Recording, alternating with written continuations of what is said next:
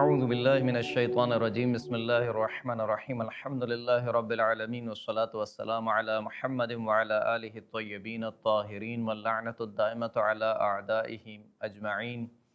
اما بعد۔ محترم سامعین کرام،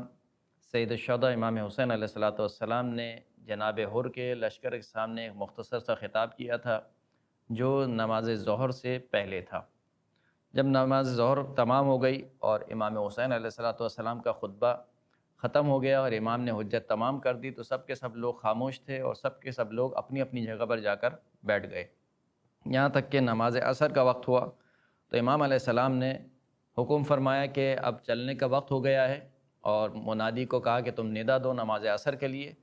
نماز عصر قائم ہوئی اور امام حسین علیہ السلام نے تمام لشکر کو نماز عصر پڑھائی، یعنی اپنے لشکر کو بھی، اور جناب حر علیہ السلام کے لشکر نے بھی امام حسین علیہ السلام کے پیچھے نماز عصر ادا کی۔ جب نماز عصر تمام ہو گئی اور امام نماز عصر کو تمام کر چکے، تو ایک مرتبہ دوبارہ امام نے جناب حر کے لشکر کو مخاطب کرتے ہوئے ایک مختصر سا خطبہ ارشاد فرمایا، خداوند کریم کی حمد و ثنا کی، اور پھر اس کے بعد فرمایا کہ اما بعد ایھا الناس فإنکم ان تتقوا اللہ وتعرفوا الحق لأہلہ یکن ارضی للہ عنکم۔ اے لوگو، اگر تم اللہ کا تقوی اختیار کرو اور حق کو اس کے اہل کے لیے پہچانتے ہو تو یہ سب سے زیادہ اللہ کو راضی کرنے کے لیے کافی ہے۔ یعنی خداوند کریم کو جو بات سب سے زیادہ راضی کرتی ہے وہ یہ کہ ایک تو اللہ کا تقوی اختیار کیا جائے، اور جو اہل حق ہیں ان کے لیے حق کو پہچانا جائے۔ وَنَحْنُ أَهْلَ بَيْتِ مُحَمَّدٍ أَوْلَى بِوِلَایَةِ هَذَا الْأَمْرِ عَلَيْكُمْ مِنْ هَؤُلَاءِ الْمُدَّعِينَ مَا لَيْسَ لَهُمْ۔ اور دیکھو، ہم اہل بیت محمد صلی اللہ علیہ وآلہ وسلم اس بات کے سب سے زیادہ حقدار ہیں اور سزاوار ہیں کہ یہ جو امت کی ریاست ہے، یہ اس کی باغ دوڑ ہمارے ہاتھ میں ہو، اس کی لگام ہمارے ہاتھ میں ہو۔ یعنی ہم اس بات کے زیادہ حقدار ہیں کہ ہمیں خلیفۃ المسلمین بنایا جائے، ہمیں امیر المؤمنین بنایا جائے۔ بنائے جانے سے مطلب یہ کہ یعنی تسلیم کیا جائے۔ ویسے تو خداوند کریم کی جانب سے اہل بیت اطہار کو ولایت حاصل ہے، لیکن ظاہری طور پر لوگوں کے لیے یہ ضروری ہے کہ اہل بیت اطہار کی ولایت کو تسلیم کیا جائے۔ امام نے فرمایا کہ ہم اس امر کے زیادہ اہل ہیں اور زیادہ حقدار ہیں ان لوگوں سے کہ جو دعویٰ کرتے ہیں اس امر کا، جبکہ وہ اس امر کے اہل نہیں ہیں، وہ اس ولایت کی اہلیت نہیں رکھتے ہیں، ان کا حق نہیں ہے کہ وہ لوگوں پر حکومت کریں۔ وَالسَّائِرِينَ فِيكُمْ بِالْجَوْرِ وَالْعُدْوَانِ، نہ صرف یہ کہ ان کا حق نہیں ہے کہ وہ تم پر حکومت کریں، تم پر ولایت کریں،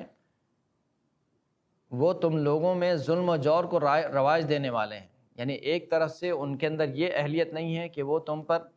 اللہ کی جانب سے حاکم بنیں، اللہ کی جانب سے تم پر ان کو ولایت حاصل ہو۔ دوسری جانب سے برعکس، بجائے اس کے کہ اگر ان کے پاس امت کی باغ دوڑ آ جائے تو وہ عدل و انصاف سے کام لیں، وہ ابھی بھی ظلم و جور سے کام لے رہے ہیں۔ یعنی جنہوں نے تمہارے درمیان ظلم اور جور کو رواج دیا ہے۔ فَإِنْ أَبَيْتُمْ إِلَّا الْكَرَاهَةَ لَنَا وَالْجَهْلَ بِحَقِّنَا وَكَانَ رَأْيُكُمُ الْآنَ غَيْرَ مَا أَتَتْنِي بِهِ كُتُبُكُمْ وَقَدِمَتْ عَلَيَّ بِهِ رُسُلُكُمْ انصرفت عنكم۔ بس اگر تم انکار کرتے ہو اور تمہارا میرا یہاں پر آنا ناپسند ہے، یعنی تم مجھے میرے آنے کو ناپسند کرتے ہو کہ میں جو مدینہ سے اٹھ کر یہاں پر تمہارے پاس آیا ہوں، اگر یہ میرا آنا تمہیں ناگوار گزرا ہے اور تم ہمارے حق کو نہیں پہچانتے ہو اور تمہاری رائے تبدیل ہو گئی ہے، یعنی پہلے جو تم نے اپنے خطوط میں لکھی تھی اور جو تمہارے قاصد میرے پاس آئے تھے اور انہوں نے کہا تھا کہ اے امام، ہمارے پاس کوئی امام نہیں ہے، آپ ہمارے پاس آ جائیے، ہم یزید کے ظلم سے جو ہے وہ بہت پریشان ہیں، لہٰذا ہم آپ کی امامت میں جمع ہونا چاہتے ہیں، یہ تمہاری پہلی رائے تھی۔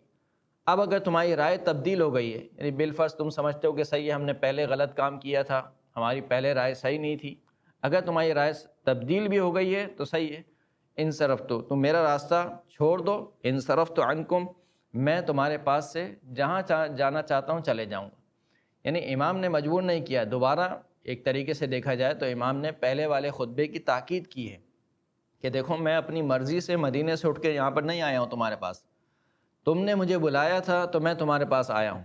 اور اب اگر تمہاری رائے تبدیل ہو گئی ہے تو پھر اس کے بعد دوبارہ امام تاکید کر رہے ہیں۔ پہلے والے خطبے میں بھی امام نے یہی تاکید کی، اس والے خطبے میں بھی امام یہی تاکید کر رہے ہیں کہ صحیح ہے، اگر میرا آنا تمہیں ناگوار گزرتا ہے، تمہیں پسند نہیں ہے، تو میں جہاں سے آیا ہوں میں وہاں پر واپس چلے جاتا ہوں، لیکن کیا کیا جائے کہ تم اس بات پہ بھی راضی نہیں ہو، یعنی ایک طرف سے تم نے مجھے بلایا، میں تمہارے پاس آ گیا، اب جب میں تمہارے پاس آ گیا ہوں میں تم سے کہہ رہا ہوں کہ صحیح ہے چلو تمہیں میرا آنا ناگوار گزر رہا ہے تو میں واپس چلے جاتا ہوں، تم مجھے واپس چھوڑنے کے لیے بھی تیار نہیں ہو۔ یہاں تک خطبہ پہنچا تھا تو حر علیہ السلام نے امام حسین علیہ السلام کو مخاطب کر کے فرمایا کہ فقال له الحر انا واللہ ما ادری ما هذه الکتب والرسل، جناب حر نے کہا کہ خدا کی قسم مجھے نہیں معلوم کہ یہ کون سے خطوط ہیں کہ جن کے بارے میں آپ گفتگو کر رہے ہیں، کیونکہ جناب حر علیہ السلام بھی اہل کوفہ میں سے تھے اور جناب حر علیہ السلام نے کوئی خط نہیں لکھا تھا امام حسین علیہ السلام کو، لہٰذا جناب حر نے کہا کہ یہ جو رسولوں کی بات آپ کر رہے ہیں، یہ جو قاصدین کی آپ بات کر رہے ہیں اور خطوط کی آپ بات کر رہے ہیں، ان کے بارے میں مجھے کوئی علم نہیں ہے۔ تو امام حسین علیہ السلام نے اپنے لشکر میں سے ایک شخص کے جس کا نام عقبہ بن سمعان ہے اس سے کہا کہ تم وہ 2 تھیلے لے کر آؤ کہ جن میں کوفہ والوں کے خطوط جمع ہیں۔ وہ 2 تھیلے لائے گئے جو کہ خطوط سے بھرے ہوئے تھے، اور امام نے وہ سارے کے سارے خطوط حر کے سامنے پھیلا دیے، کہا دیکھو یہ وہ خطوط ہیں جو تمہاری جانب سے مجھے لکھے گئے تھے۔ جب حر نے یہ دیکھا تو جناب حر نے کہا کہ لسنا من هؤلاء الذین كتبوا الیک، ہم ان لوگوں میں سے نہیں ہیں جنہوں نے آپ کو خط لکھ کے بلایا تھا، یعنی ہمارا تعلق ان لوگوں میں سے نہیں ہے۔ اس سے بھی یہ بات واضح ہو جاتی ہے کہ تمام اہل کوفہ والوں نے امام حسین علیہ السلام کو خطوط نہیں لکھے تھے، اور جو خطوط لکھنے والے بھی تھے وہ ایسا نہیں تھے کہ سب کے سب شیعہ تھے، مخلص شیعہ تھے، بلکہ ان میں سے ایک بڑی تعداد وہ تھی کہ جو عام افراد تھے، اور ایک تعداد وہ تھی جو کہ منافقین تھے، بنو امیہ کے لوگ تھے۔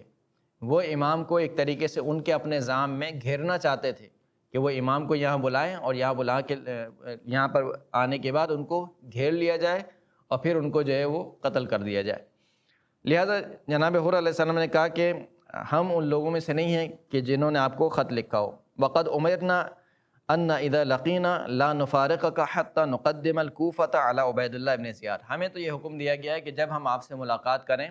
تو ہم آپ سے جدا نہ ہوں یہاں تک کہ آپ کو کوفہ میں عبید اللہ ابن زیاد کے پاس پیش کریں۔ اتنا سننا تھا کہ امام نے ایک جملہ کہا کہ الموت ادنی الیک من ذلک، فرمایا کہ عبید اللہ ابن زیاد کے پاس پیش ہونے سے بہتر یہ ہے کہ انسان مر جائے، یعنی موت اس سے زیادہ قریب ہے کہ ایک شخص ایک فاسق و فاجر کے پاس، ایک شرابی کے پاس حاضر ہو جائے۔ اس حصے میں بھی سید الشہداء امام حسین علیہ السلام نے ایک طریقے سے دوبارہ حجت کو تمام کیا اور دوبارہ یہ بتایا کہ دیکھو میں اپنی خوشی سے نہیں آیا ہوں بلکہ تم نے مجھے بلایا تھا، اب اگر پھر بھی تمہیں میرا آنا ناگوار گزرتا ہے تو میں دوبارہ واپس جانے کے لیے تیار ہوں۔ لیکن کیونکہ عبید اللہ ابن زیاد نے حر کو یہ حکم دیا تھا کہ امام حسین سے جدا نہ ہونا، تو جناب حر جو ہے وہ امام حسین کے لشکر کے ساتھ ساتھ مل کر چلتے رہے۔ وآخر الدعوانا ان الحمد للہ رب العالمین۔